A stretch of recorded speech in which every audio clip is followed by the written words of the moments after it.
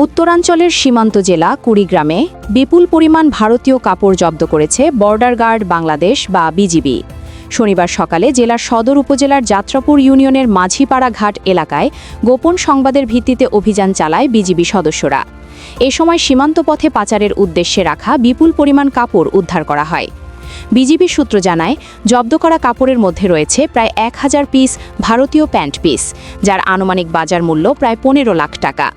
অভিযানের সময় বিজিবির উপস্থিতি টের পেয়ে চোরাকারবারিরা মালামাল ফেলে দ্রুত পালিয়ে যায়, ফলে এ ঘটনায় কাউকে আটক করা সম্ভব হয়নি। বিজিবি কর্মকর্তারা জানিয়েছেন, সীমান্ত এলাকায় চোরাচালান প্রতিরোধে তাদের নিয়মিত অভিযান অব্যাহত রয়েছে। দেশের অর্থনীতি ও সীমান্ত নিরাপত্তা রক্ষায় এ ধরনের অভিযান ভবিষ্যতেও আরও জোরদার করা হবে বলেও তারা জানিয়েছেন।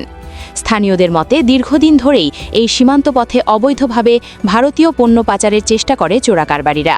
তবে বিজিবির কঠোর নজরদারির কারণে প্রায়ই এসব পণ্য জব্দ করা হচ্ছে।